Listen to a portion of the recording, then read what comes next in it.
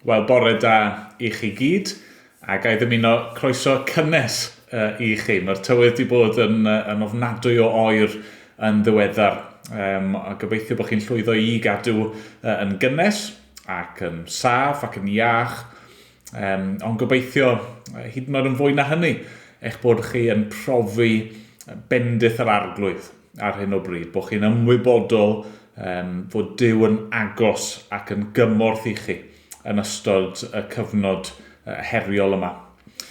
Na ni droi ato fe nawr, na ni gyflwyno ein hunan ar oedfa yma i'w ofal e.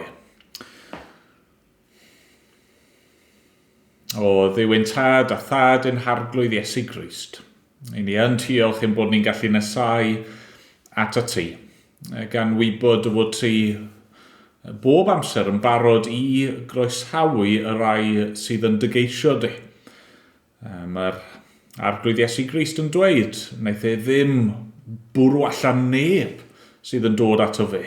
Ac o arglwydd ie, os i ni yn nesau ato ti mewn ffydd, yna i ni'n gwybod yn neud i ein derbyn ni trwy'r arglwydd Iesu Grist.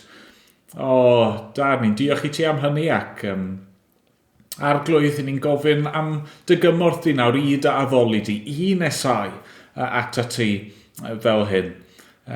Arglwydd mewn tywydd oer a garw, i ni'n gwybod mor hyfryd yw i ddod at y tân, at yr gres a'r goleuni yna.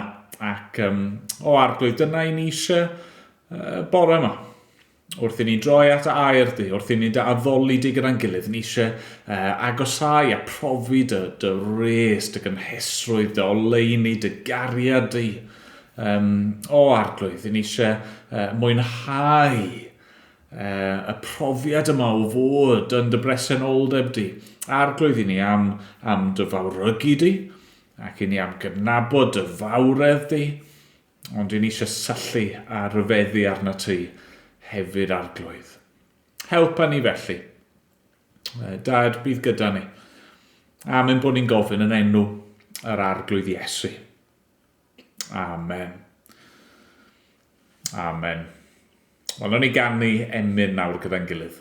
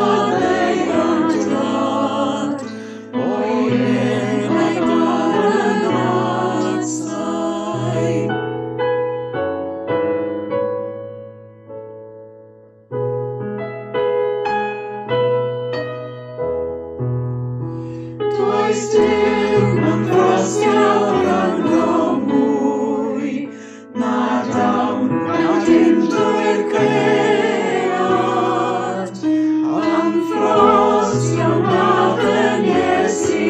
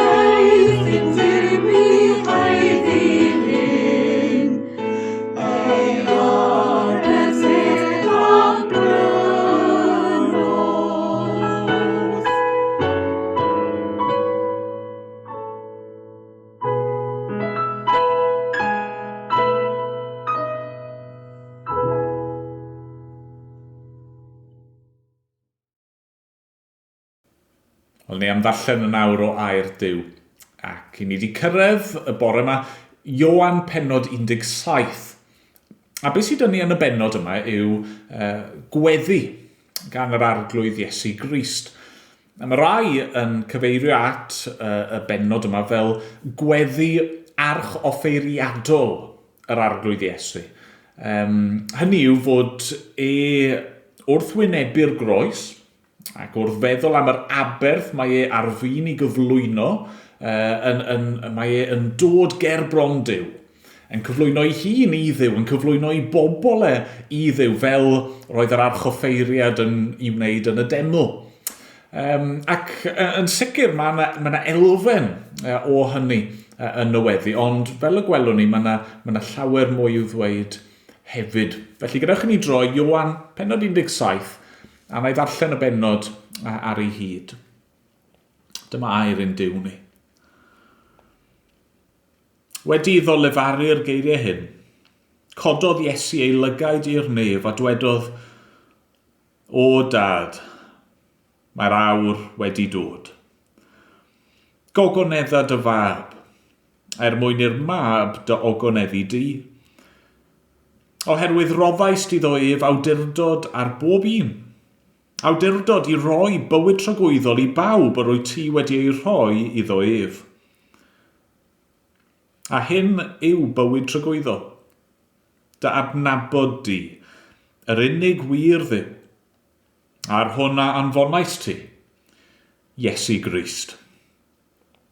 Rwy fi wedi dy ogoneddu ar y ddaear trwy orffen y gwaith a roddais di mi wneud. Yn awr, o Dad, gogonedda di fy fi, ger dy fron dy hun, a'r gogoniant oedd i mi ger dy fron cyn bod y byd. Rwyf wedi amlygu dy enw i'r rhai a roddais di mi allan o'r byd. Eiddo ti oeddet, ac fe'i rhoddais i mi.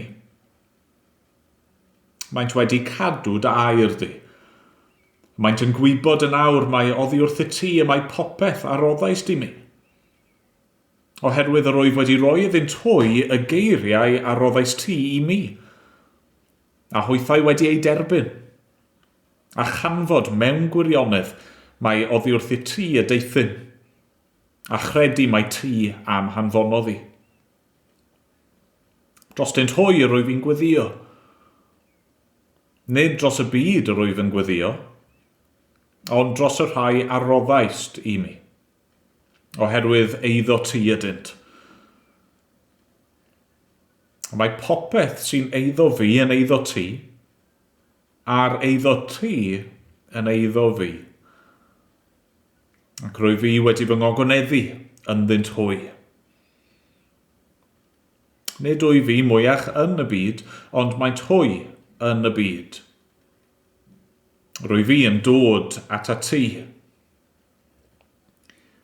O Dad sanctaidd, cadw hwy'n ddiogel trwy dy enw. Yr enw a roddais di mi, mwyn iddynt fod yn un fel yr ydym ni yn un. Pan oeddwn gyda hwy, roeddwn ni'n ei cadw'n ddiogel trwy dy enw, yr enw a roddais di mi. Gwyliais drostynt, ac ni chollwyd yr un ohonynt, ar wahân i fab colledigaeth i'r ysgrythyr gael ei chyflawni. Ond yn awr yr wyf yn dod at a ti, ac yr wyf yn llefaru'r geiriau hyn yn y byd mwyn i'n llawenydd i fod ganddynt yn gyflawn ynddynt hwy ei hunain. Rwyf fi wedi rhoi iddynt dy air di, ac mae'r byd wedi ei cysau hwy, am nad ydynt yn perthyn i'r byd fel nad wyf ynnau yn perthyn i'r byd. Nid wyf yn gweddio ar i ti ei cymryd allan o'r byd, ond ar i ti ei cadw'n ddiogel rhag yr un drwg. Nid ydynt yn perthyn i'r byd fel nad wyf ynnau'n perthyn i'r byd. Cysegra hwy yn y gwirionedd. Dy air di yw'r gwirionedd. Fel yr anfonais ti fi i'r byd, rwyf fi'n ei hanfon hwy i'r byd. Ac ei mwyn hwy rwyf fi'n fy nghysegru fy hun mwyn iddynt hwythau fod wedi ei cysegru yn y gwirionedd. Ond nid dros y rhain yn unig yr rwyf yn gweddio, ond hefyd dros y rhai fydd yn credu yno fi trwy ei gair hwy. Rwy'n gweddio ar iddynt oll fod yn un. Ie, fel rwy ti o dad yno fi, a minnau yno ti, iddynt hwy hefyd fod ynom ni, mwyn i'r byd gredu mai tydi am hanfonodd i. Rwyf fi wedi rhoi iddynt hwy y gogoniant a roddais ti i mi, mwyn iddynt fod yn un fel yr ydym ni yn un. Mae fi ynddynt hwy, a thydi yno fi, a hwythau felly wedi ei dwyn i undod perffaith, mwyn i'r byd wybod mai tydi am hanfonodd i, ac i ti ei caru hwy fel y ceraist fi. O dad, am y rhai rwy ti wedi ei rhoi i mi, fy nymuniad yw iddynt hwy fod gyda mi lle rwy fi, mwyn iddynt weld fy ngogoniant. Y gogoniant a roddais di mi oherwydd i ti fy ngharu cyn seilio'r byd. O dad, cyfiawn, nid yw'r byd yn dadnabod, ond rwy fi'n dadnabod, ac mae'r rhain yn gwybod mai tydi am hanfonodd i. Rwyf wedi gwneud dy enw di yn hysbys iddynt, ac fe wnaf hynny eto, mwyn i'r cariad a'r hwn rwyt wedi fy ngharu i fod ynddynt hwy, ac i minnau fod ynddynt hwy. Amen. Amen. Diolch i Dduw am ei air i ni. Wel, ni'n mynd i gael stori i'r plant nesaf. Yr wythnos hon, rydyn ni wedi cyrraedd Iowan 17. Ac yn y bennod yma, rydyn ni'n darllen am Iesu Grist yn gweddio. Yma, mae Iesu'n gweddio dros ei ddisgyblion, y noson cyn iddo gael ei arestio a'i groeshoelio. Wnaethoch chi sylwi beth mae Iesu'n galw Duw yn y weddi? Cododd Iesu ei lygaid i'r nef a dwedodd, O Dad! Rydyn ni fel Cristnogion yn credu yn y Drindod Sanctaidd. Y Tad, y Mab, y Ysbryd Glân. Duw yn dri a thri yn un. Ond heddiw, rydyn ni'n mynd i edrych ar y berthynas rhwng y Tad a'r Mab. Mae Iesu wedi galw Duw yn Dad sawl gwaith yn barod yn Efengil Ioan. Adeg yn Nadolig wrth gwrs, rydyn ni'n cofio ac yn dathlu fod Iesu wedi cael ei eni yn Fab Duw. Mae nhw'n Dad ac yn Fab. Ond dyw perthynas Duw y Tad ac Iesu Grist y Mab ddim yr un peth â perthynas arferol rhiant a phlentyn. Efallai eich bod chi'n edrych yn debyg i mam neu dad, yn ymddwyn neu'n siarad yn debyg iddyn nhw, neu yn rhannu'r un diddordebau â nhw. Ond dim chi yw mam neu dad. rydych chi'n ddau berson gwahanol ac unigryw. Ond mae Iesu'n dweud ei fod a Duw y Tad yn un. Mae fi'r tad un ydym. Mae yna berthynas mor agos ac undod perffaith rhyngddyn nhw.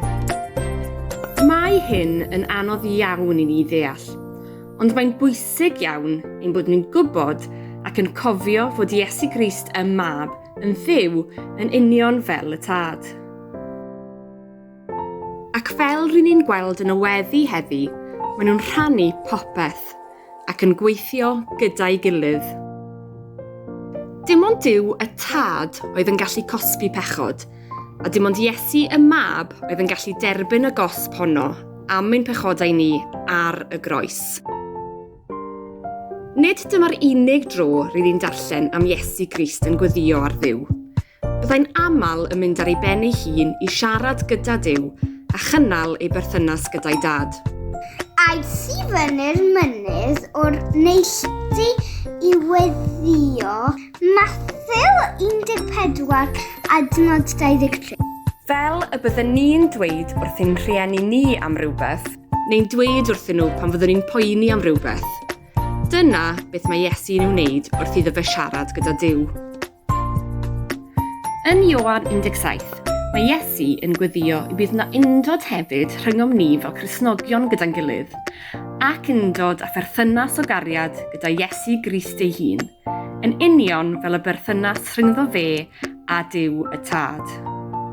Ac fel oedd hi'n bwysig i Iesu weddio ar Dduw y Tad mwyn cynnal y berthynas agos yna, mae cymaint mwy o angen i ni weddio ar Dduw mwyn i ni hefyd gynnal y berthynas yna. Ei ci tapoi ci mai mau family ffacamole mole amen.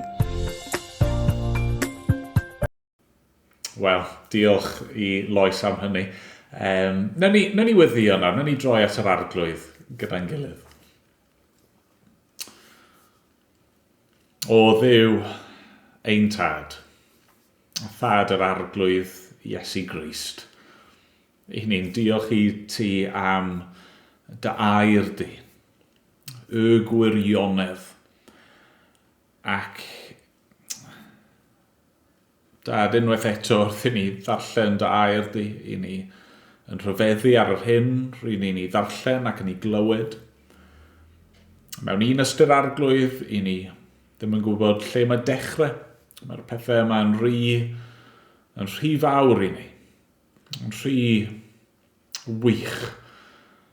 Arglwydd, maen nhw mor rhyfeddol, mor dda, fel ein bod ni prin yn gallu credu i bod nhw'n wir. Ond, dair di sydd wirionedd.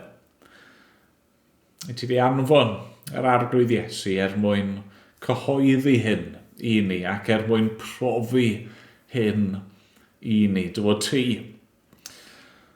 o Dad, am i ni fod yn blant i ti, trwy'r mab yr arglwydd Iesu Grist. Dad, ni diolch i ti, ac arglwydd wrth i ni fyfyrio nawr ar y bennod yma. I ni'n gwybod fod cymaint sydd angen i ddweud, cymaint y gallen i ddweud, ac fod y cwbl i ni yn mynd i'w ystyried bore yma yn annigonol i gyfleu yr gwirioneddau rhyfeddol yma. A ni'n gofyn felly am dy help di.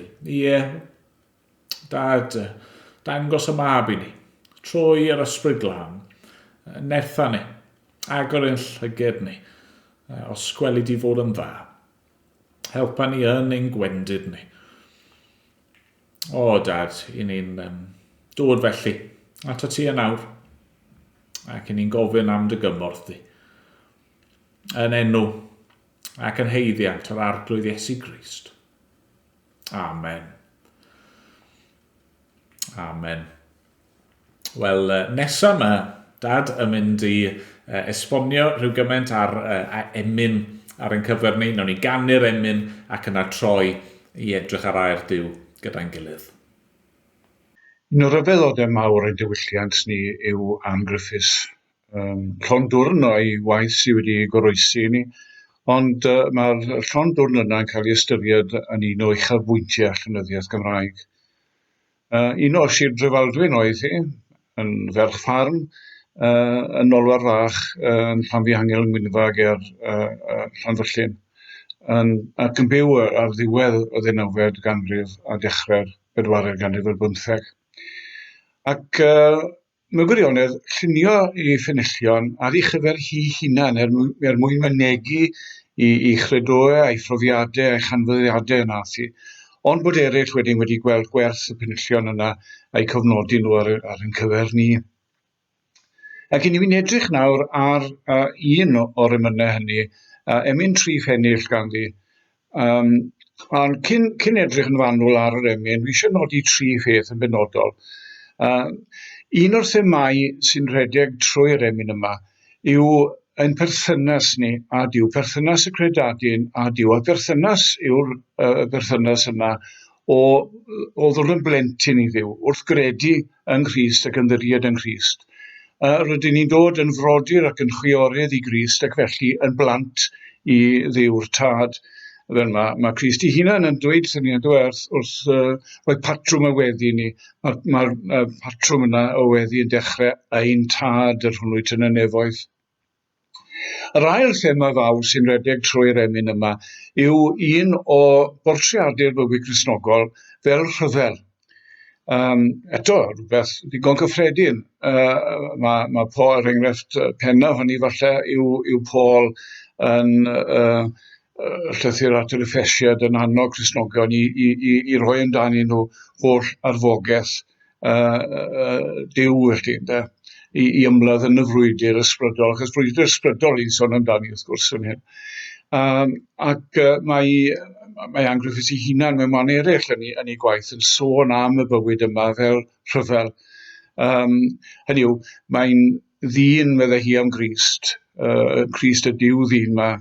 Mae'n ddyn i gydymdeimlo a'n holl wendidau gyd. Mae'n dduw i gario'r orsedd, hynny yw ennill y dydd, i gario'r orsedd a'r ddiafol, cnawd a byd. Y pethau sy'n rhyfela yn herbyn ni, pwerau drwg y byd, mae pwerau drwg sydd yno ni'n hunan ac yn y byd o'n cwmpas ni. A dyna'r thema fawr arall sy'n redeg trwy'r emyn yma. Ac yna i nodi rhywbeth ynglyn â dull Anne Griffiths. Mae Anne Griffiths yn hoff iawn o blethu cyfeiriadau at adnodau o'r Beibl, o bob rhan o'r Beibl at ei gilydd. Mae'n hoff iawn hefyd o bentyrru cyfeiriadau ar ben ei gilydd. A mae hynny'n creu rhyw awyrgylch o gyffro ac o arfoledd hefyd, ac ni'n gweld hynny yn yr emyn arbennig yma. Wel, mae'r emyn yn dechrau yn drawiadol ar llinell. Mae'r Dyw anfeidrol mewn trigaredd. Nawr, fe newidiodd rai o'r casglwyr cynnar, hynny yw rai oedd yn rhoi ei emynau mewn print. Fe newidio nhw'r llinell na i, mae'r Dyw anfeidrol mewn gogoniant. A mae hynny'n wir wrth gwrs. Ond mae'n fwy trawiadol bron yn dweud bod Dyw yn anfeidrol mewn trigaredd. Oherwydd mae Dyw wrth gwrs yn fod sanctaidd. A dyna sydd gyda ni mewn gwirionedd yn y pennill cyntaf yma, yn y llinellau cyntaf, y gwrthgyferbyniad yna rhwng y Dyw sanctaidd a'r Dyw trigarog. Mae'r Dyw anfeidrol mewn trigaredd, mae Dyw y cariad yw. Wrth gwrs, adlais fyna o un o adnodau enwoca'r Beibl, yr Apostol Ioan yn sôn, mae Dyw cariad yw, meddai fe. Ond wrth feddwl am y Dyw yna, y Dyw anfeidrol yna, y Dyw gogoneddus yna, y peth cyntaf sy'n dod i Anne Griffiths yw dychryn. Wrth ei gofio, mae Dyw i mi'n ddychryn, i mi'n ddolir, i mi'n friw, oherwydd mae'n ymwybodol iawn o sancteiddrwydd mawr. Hynny yw bod ni ddim yn gallu nesu at Dduw ohono ni'n hunan oherwydd ein weidroldeb yn pechadurysrwydd ni. Ond wedyn, yn ail hanner y pennill, chi'n cael y ryddhad mawr yma, ond ymhabell y cyfarfod, mae'r Dyw mawr yma sydd wrth natur yn ddychryn i ni. A nawr mae yna'n llawn o hedd, yn Dduw cymodlon wedi eistedd, heb ddim ond heddwch yn ei wedd. A'r adlais sydd yn y pennill yma mewn gwirionedd eto o eiriau gewch chi gan Paul yn enghraifft yn ail Corinthiaid, lle mae'n ar ddiwedd ail Corinthiad, mae'n sôn am diw'r cariad a'r heddwch. A beth sydd gyda ni yn ail hanner y pennill yma yw myfyrdod ar pabell y cyfarfod. Nawr, pabell y cyfarfod oedd y babell yma, sy'n cael ei alw'n Tabernacl oedd yn ragflaenu'r deml yn Jerusalem. Pan oedd yr Israeliad yn mynd trwy'r anialwch, roedd gyda nhw'r babell yma. A'r babell yna yn symbol o bresenoldeb Duw. Roedd arch y cyfamod yn y babell yna. A dyna lle hefyd roedd nhw yn aberthu Dduw mwyn cael wneud iawn felly am ei bechodau. Ac mae Angriffis yn ei gwaith, trwy gwaith mewn gwirionedd, yn gweld pabell y cyfarfod yma yn gysgod o Iesu Grist. Iesu Grist sy'n dod â ni i'r man lle ni'n gallu cyfarfod â Duw. Ac yn wir fe hefyd yw'r archoffeiriad sy'n aberthu, a fe ar ben hynny yw'r aberth ei hunan. Ac i ni gweld hynny fan hyn, mae angen sôn am pabell cyfarfod lle mae Duw yn llawn o hedd, a mae wedi eistedd. A mae hynny'n adlais o beth gewch chi yn llythyr yr Hebreaid sydd yn sôn bod yr archoffeiriad yn yr Hen Testament wedi goffo bod yn aberthu'n gyson bob blwyddyn, ond bod Crist yn nawr, ond wedi aberthu unwaith ac yn byth dros ein pechodau ni, ac wedi eistedd wedyn, wedi wneud ei gwaith, ac yn eistedd ar ddeheulaw Duw. A dyna'r arwyddocad y llinell yna, mae'n Dduw cymodlon wedi eistedd. Ac yna mae'r ail bennill yn symud ymlaen nawr i restru, pentyrru disgrifiadau o Dduw. Yn pabell cyfarfod, yng Nghrist, yno mae fy mwyd aniod, fy noddfa a'n gorffwythfa yw, fy meddyginiaeth a fy ntrysor, tŵr cadarn a'n ffeiledig yw. Mae Paul yn Cynta Corinthiad yn disgrifio'r Israeliad yn mynd trwy'r anialwch ac yn gweud bod nhw'n bwyta o'r un bwyd ysbrydol, sef y manna, wrth gwrs, ac yn yfed o'r un dŵr, y dŵr oedd yn dod allan o'r graig, a bod rheina'n symbolau, meddai Paul, o Grist. Hynny yw, Crist oedd y dŵr, felly oedd yn dod allan o'r graig. Ac yna mae'r sôn am orffwysfa yn atgoffa ni o Grist yn sôn amdano hunan fel yr un sydd yn gwahodd bobl sydd yn flinderog ac yn llwythog ac yn rhoi gorffwysfa iddyn nhw.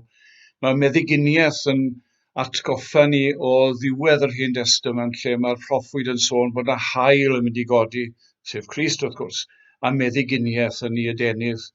A wrth gwrs mae'r damhegion yn dynwyn llawn o sôn am bobl yn cael gafel ar drysor yr Iddengil, a trysor y deyrnas.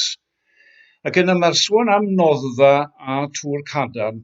Mae hynny digwydd sawl gwaith yn yr Hen Testament, yn enwedig falle yn Salm 61 a mewn man eraill yn y salmau lle mae yna ddisgrifiad o Dduw fel yr un sydd yn noddfa, Duw sy'n noddfa nerth i ni wrth gwrs yn un o'r salmau, ac yn un sydd yn dŵr cadarn nawr, un amddiffyn ni, ac i gadw'r yn harfe ni, yn harfogaeth ni, yn y rhyfel. A mae ail hanner y pennill yna yn sôn nawr am y rhyfel yn y tŵr yma, yn Niw ac yn Christ, y mae fy holl arfogaeth yn wyneb fy ngelynion cas. Mae mywyd i yno yn gyddiedig.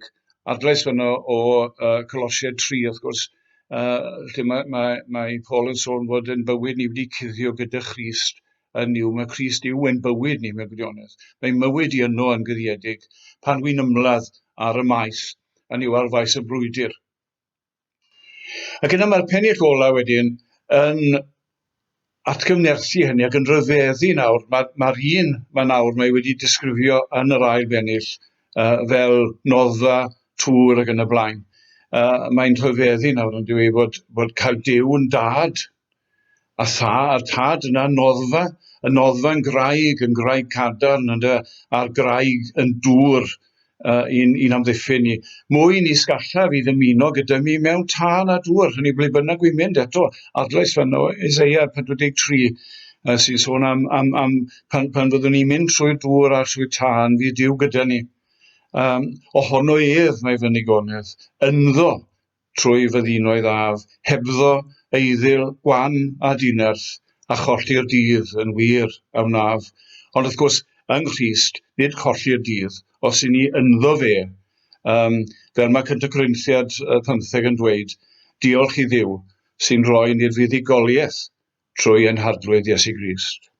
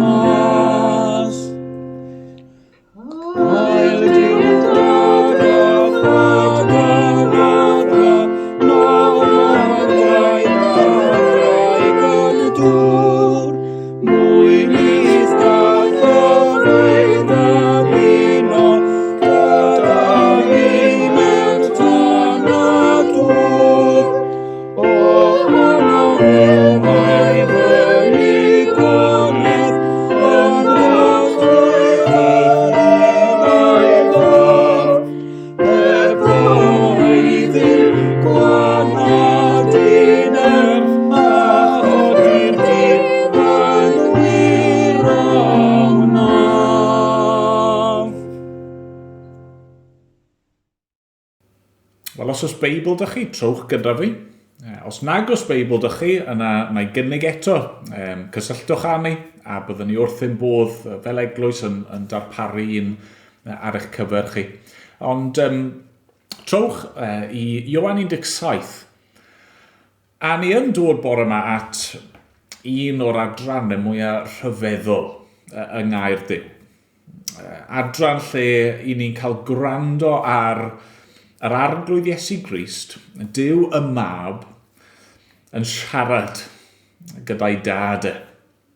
Ac mae'n adran cyfoethog sydd yn werth treulio amser ynddi. A felly ni, os dyw ei mynd i fod yn edrych ar y bennod yma dros rhyw 2 wythnos, 2 wythnos nesaf yma. Ac falle wnaethoch chi sylwi a gweud y gwir fod y weddi yn rhannu hunan yn eitha naturiol i 2 rhan. Mae Iesu yn dechrau trwy weddio dros fe ei hun. Yna mae sylwau'n mynd yn bennaf at ei apostolion e. Ac yna mae'n gweddio dros y rhai fydd yn credu trwyddyn nhw. Hynny yw, Cristnogion dros y canrifoedd, chi a fi, os ych chi'n Gristion y bore yma.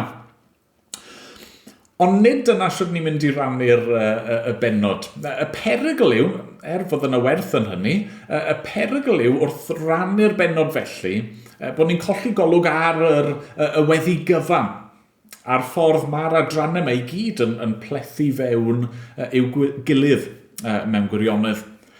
A felly, be ni'n mynd i wneud yn hytrach yw just canolbwyntio ar rai o'r themau neu'r prif syniadau sydd yn codi yn y weddi. A'r thema gyntaf mewn gair yw y berthynas. Y berthynas sy'n bodoli rhwng yr arglwydd Iesu Grist a Duw y Tad. Ac ni'n mynd i ystyried, pa wahaniaeth mae'r berthynas yna yn ei gael ar ein perthynas ni gyda Duw. Gawyn i chi, beth yw'r gair cyntaf sy'n dod i'ch meddwl chi wrth siarad am Dduw? Creawdwr? Arglwydd? Brenin? Gwaredwr? Wrth gwrs, mae'r pethau hynny gyd yn wir. Ond i'r Cristion, efallai mae'r gair ddylse ddod fwy a naturiol. Y gair ddylse dod i'n meddwl ni yn syth yw fod Duw yn dad. Wedi'r cyfan dyna, sut nath Iesu ddysgu ei ddisgyblion yna i weddio ein tad yn y nefoedd. A fan hyn, wrth i'r arglwydd Iesu Grist wynebu'r groes, wrth i'r arglwydd Iesu baratoi i adael i ddisgyblion, mae'n troi at Dduw, a sut mae'n dechrau, wedi ddylefaru'r geiriau hyn, cododd Iesu ei lygaid i'r nef a dywedodd, o dad, mae'r awr wedi dod. Gogonedda dy fab, mwyn i'r mab dy ogoneddu di. Nawr, wrth gwrs, mae'r arglwydd Iesu Grist, y mab, a'i berthynas ei gyda'r tad, mae'n unigryw. A mae hynny'n dod allan mewn sawl man mewn gwirionedd. Drychwch ar adnod 5. Yn awr o dad, gogonedda di fy fi ger dy fron dy hun, a'r gogoniant oedd i mi ger dy fron cyn bod y byd. Ac yn adnod 18, fel yr anfonaeth ti fi i'r byd, rwyf yn ei hanfon hwy i'r byd. Ac yn adnod 24 a 25, o dad, am y rai rwy ti wedi ei rhoi i mi, fy nymuniad yw iddynt hwy fod gyda mi lle rwy fi, mwyn iddynt weld fy ngogoniant, y gogoniant a roddaist i mi oherwydd i ti fy ngharu cyn seilio'r byd. O dad cyfiawn, nid yw'r byd yn dadnabod, ond rwy fi'n dadnabod, ac mae rhain yn gwybod mae tydi am hanfonodd i. Nawr, beth sy'n dod yn amlwg iawn fan hyn, a mae'n rhywbeth ni wedi weld sawl gwaith yn Efengyl Ioan, yw fod yr arglwydd Iesu Grist yn bodoli cyn iddo gymryd cnawd a cael ei eni yn faban bach ym Methlen. Hynny yw, cyn iddo fe ddod yn ddyn o'r enw Iesu, cyn iddo gael ei eni o wraig mewn ffordd gwirthiol yn fab i Dduw ar y ddaear, roedd e'n barod yn fab. Fe oedd y mab tragwyddol, Duw y mab, ail berson y drindod, fendigaid yma, tad, mab ac ysbryd glân. Fe, fel ni newydd ddarllen, yw'r un roedd y tad yn ei garu ac yn ei ogoneddu o dragwyddoldeb. Fe yw'r un oedd yn bodoli ac gafodd ei anfon i'r byd. Fe yw'r un nath ddewis o'i wirfodd gadael ei ogoniant a cymryd cnawd a dod i'n plith ni. Ac felly mae'n rhaid i ni sylweddoli hyn, fod y berthynas yma rhwng y tad a'r mab, mae yna rhywbeth unigryw yn bodoli fan hyn. Rhywbeth tragwyddol. Pan ni'n sôn am Duw fel tad a Iesu fel mab, i ni'n defnyddio iaith dynol mewn ffordd. Hynny yw, mae Duw di roi y berthynas rhwng tadau a meibion mwyn i ni ddeall rhywbeth o'r berthynas sy'n bodoli rhwng Duw y tad a Duw y mab. Mae'n perthynas ni efo'n rhieni efo'i plant nhw, mae'n gysgod o'r berthynas tragwyddol yna. A felly, mae'n bwysig bod ni jyst yn nodi hyn. Falle i chi'r bore yma fod eich perthynas chi efo'ch tad chi wedi bod yn un anodd. Falle i rai ohoni chi erioed i nabod eich tad chi. Falle fod yr syniad o berthynas tad a mab yn codi pob math o atgofion neu pob math o deimladau cas yno chi. A felly mae eisiau ni drio, mor anodd yw hi, mae eisiau ni drio gosod y pethau hynny o'r neilltu am foment. Nid dyna'r patrwm ni'n defnyddio i feddwl am Dduw ac am perthynas Iesu a'r tad. Na, beth i ni fod i wneud yw i gymryd popeth da, popeth delfrydol am y berthynas rhwng tadau a meibion, popeth ddylsai fod yn wir, popeth byddwn ni'n dymuno i fod yn wir, a'r pethau hynny sydd yn rhoi rhyw gipolwg bach o'r berthynas ryfeddol o gariad sydd wedi bodoli o fewn y diwdod ers tragwyddoldeb. Tad yn caru i fab trwy'r ysbryd glân. A dyna pan ddaeth yr amser cywir. Roedd e'n addas mai Duw y mab nath gymryd cnawd. Duw y mab nath ddod yn un ohono ni mwyn ein hachub ni am gwneud ni trwy ffydd yn blant Duw. Chi'n gweld yn naturiol, dyn ni ddim yn blant Duw. Fe wnaethon ni golli'r hawl i alw Duw yn dad pan nath y byd yma syrthio i bechod. Nath Duw yn creu ni ar ei lun a'i ddelwe i fod mewn perthynas gyda fe, ond nath Adda ac Efa wrthryfela, ac i ni gyd wedi gwrthryfela yn ei erbyn e. I ni gyd, fel mae Judas yn cael ei alw fan hyn, yn naturiol ni'n blant colledigaeth. Ni'n perthyn i'r un drwg. Ond mae Iesu wedi dod mwyn adfer y berthynas yma. Mae'r mab tragwyddol wedi dod yn un ohono ni. Mae o wedi cymryd cnawd mwyn iddo fe roi ei fywyd e'n aberth yn ein lle ni. Mae'r Duw tragwyddol wedi dod yn ddyn mwyn marw ar groes. Fel bod ni yn awr, trwy ffydd ynddo fe, yn gallu dod yn blant i Dduw. I ni'n cael ein uno a'r mab trwy ffydd, ni'n cael ein mabwysiadu ac yn derbyn yr holl breintiau sydd yn gynwysiedig yn hynny. Dyma i chi un o'r pethau mwyaf ryfeddol.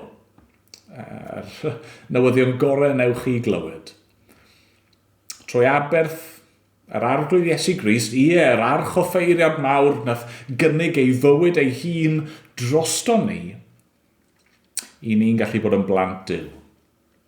I ni'n gallu adnabod fel tad. Nawr, beth mae hynny'n ei olygu yn ymarferol? Wel, mi jyst eisiau ni dreulio chydig o amser nawr yn meddwl am beth sy'n dod drosodd yn y weddi yma am y berthynas sydd rhwng yr arglwydd Iesu a'i dad. Ac mae'r berthynas yna yn dangos ei hun mewn nifer o ffyrdd.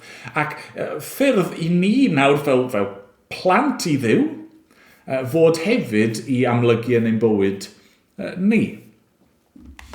Peth cyntaf yw hyn. Fel mab, mae'r arglwydd Iesu yn amlygu ei dad.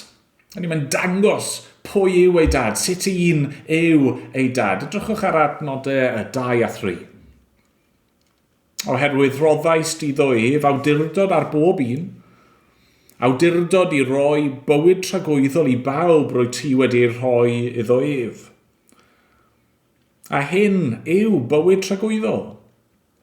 Dadnabod di yr unig wir dduw, ar hwn a anfonais ti, Iesu Grist. Mae'r mab yn debyg i'w dad. Mae yn amlygu ei dad yn dangos i ti'n yw ei dad. Mae'r Beibl yn dweud fod Iesu yw delw y Duw anweledig. Wrth i ni edrych ar y mab, i ni'n gweld sut un yw tad ac fan hyn. Mae Iesu'n dweud mae wedi dod i roi bywyd. Dyma yw bywyd, sef adnabod y tad ar un mae wedi anfon, Iesu Grist. Ac felly nawr, os i ni yn blant i ddiw, yna i ni fod i ymdebygu iddo fe hefyd. Mae bywyd yn i gyd fod i ddangos sut un yw ein tad. I ni methu rhoi bywyd yn yr un ffordd mae'r mab yn rhoi bywyd, ond mae'n bywyd yn ni fod i ddod â bywyd i eraill. I ni fod i amlygu sut un yw ein tad ni, i ni fod i pwyntio pobl ato fe fel ffynhonnell bywyd. Mae popeth amdano ni fod i ddod â gogoniant i'r tad. Pan o'n i yn yr ysgol weithio, os o'n i'n cam ymddwyn. Hynny yw, falle bydde yr athro yn yr athrawes yn dweud, be bydde dy rieni di meddwl o hyn? So bydde nhw'n teimlo os o'n nhw'n yn clywed o fod ti'n ymddwyn fel hyn. Hynny yw, o'n i'n dod ag enw drwg i'r teulu mewn ffordd. Ond nid fel na mae mab fod i ymddwyn. Na, mae'r mab, yr arglwydd Iesu yn amlygu i dad. Ac dyna'r fath o fywyd nawr i ni yn cael ein galw iddo fe. Beth arall? Wel, fel tad, mae'r arglwydd Iesu yn ifydd i'w dad. Adnod 4. Rwy fi wedi dy ogoneddu ar y ddaear trwy orffen y gwaith a roddaist i mi i'w wneud. Mae'r Beibl yn hollol glir. Mae cyfrifoldeb plant yw i fyddhau ac anrhydeddu i'r rhieni nhw. Maen nhw fod i wrando arnyn nhw ac gwneud yr hyn sy'n cael ei ofyn ganddyn nhw. Ac yn aml iawn, wrth gwrs, roedd plant neu meibion yn dilyn gyrfa, gwaith i rhieni nhw. Tebyg yw oedd Iesu ei hun trafod ar y ddaear, cyn bod e'n dechrau weinidogaeth gyhoeddus bod wedi gweithio fel saer, yn debyg i Joseph, y dyn nath ei fagiau. Ac mae Iesu'n dweud sawl dameg yn dod am feibion sydd naill ai yn gwrando neu sydd ddim yn gwrando ar eu tadau. Mae'r mab, yr arglwydd Iesu, mae yn ifydd i'w dad. Mae yn gorffen y gwaith sydd wedi cael ei osod iddo fe. Mae yn rhoi y cwbl sydd ganddo fe, rhoi ei fywyd i lawr. Mae'n diodde ac yn cymryd pechod i bobl arno fe ei hun. Mae'n barod i wynebu'r groes a'r gwaradwydd. Cymryd y gosb, talu'r ddyled, mae'n gwneud hynny gyd. Mewn ifuddod i'w dad. Dyna oedd ewyllus yr arglwydd Iesu, i fyddhau i'w dad. Dyna oedd delight a pleser mwyaf yr arglwydd Iesu, oedd cyflawni ewyllus ei dad. A os i ni nawr yn blant i ddiw, trwy ffydd yn Christ. Wel, dyna ddylse fod ein pleser penna ni. Dyna ddylse fod blaenaf ar ein meddyliau ni. Pob penderfyniad ni'n gwneud. Beth i ni yn gwneud, beth i ni ddim yn gwneud. Wel, i fi eisiau ufuddhau i ddiw. Fi eisiau gwneud pob dim ei fwy nef.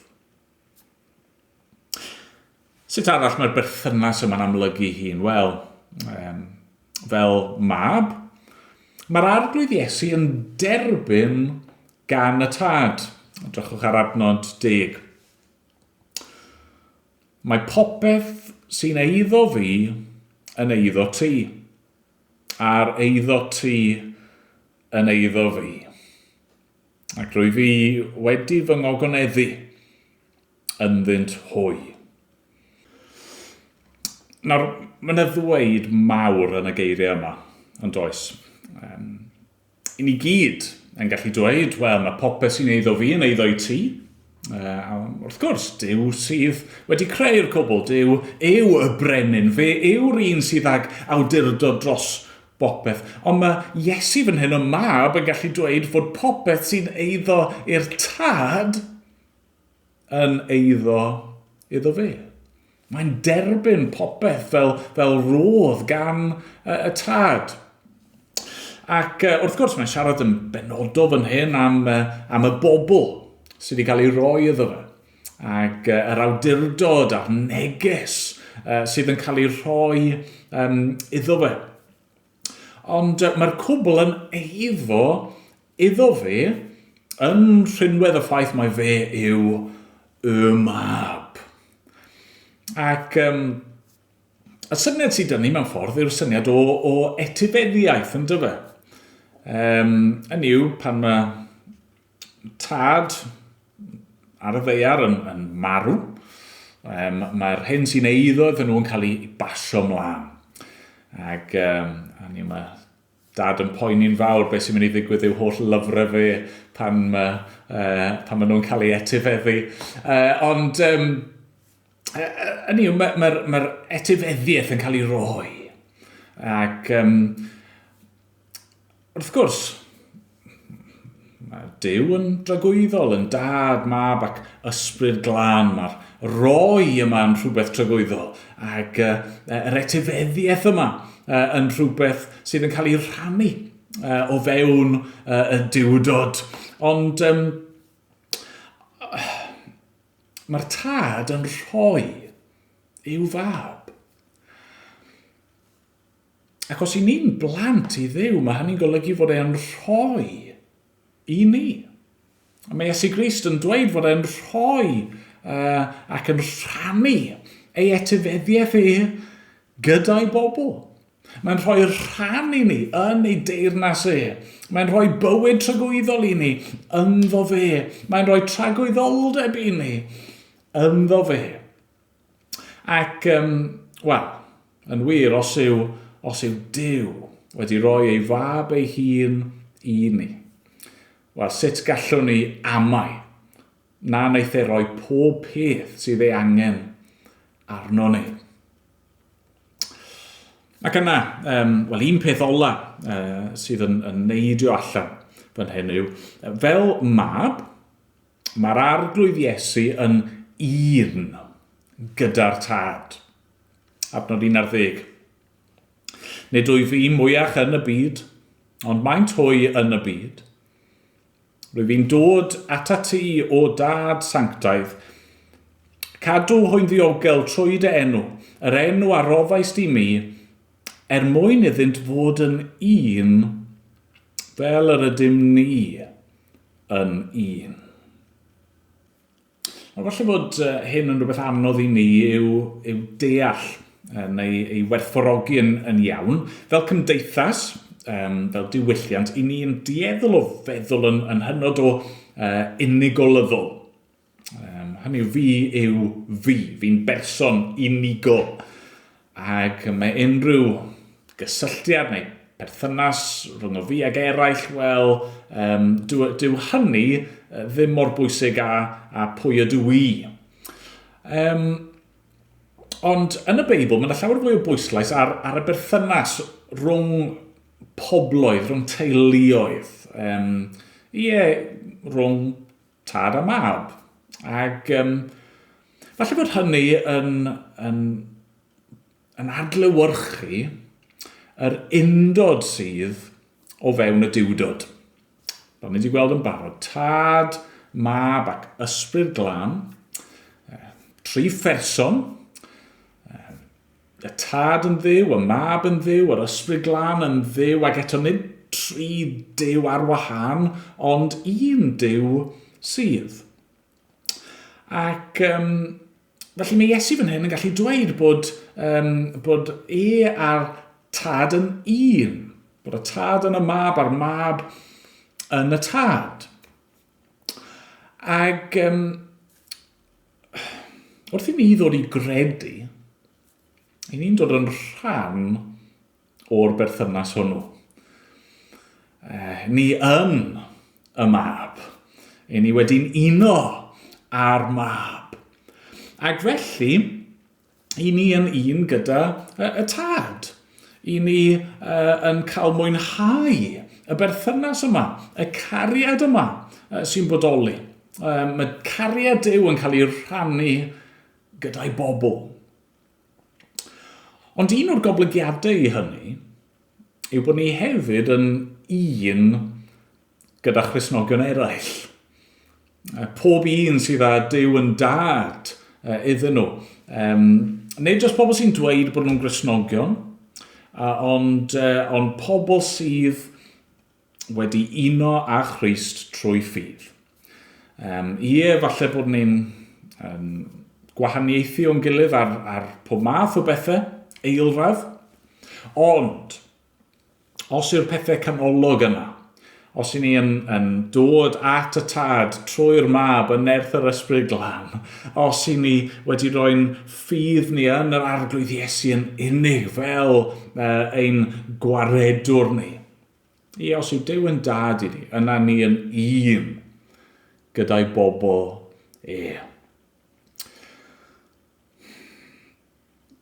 Ni garu'n gilydd. I ni fod i roi anghenion eraill cyn ein anghenion ni. A mae'n heriol yn dydy. I ni'n ffindo fe'n heriol oherwydd ein gwendid a'n pechod ni. Ond os i ni yn blant i Dduw, wel dyma nawr, syd i ni fod i fyw. Swn chi'n meddwl am Dduw? Wel, mae'r potensial, mae'r cynnig yna, bore yma, i chi i weld Duw fel tad i chi. Tad i chi efo perthynas gyda fe trwy'r arglwydd Iesu Grist, trwy'r mab.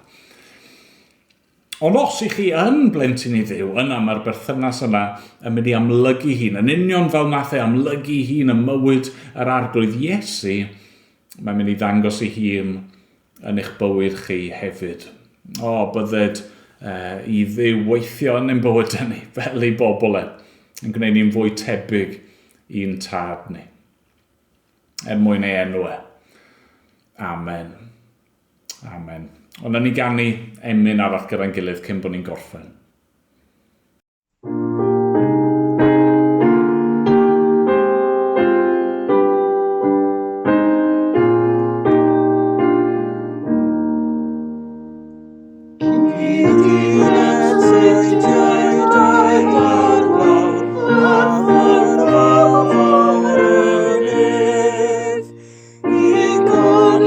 Glod i Iesu mawr, i'r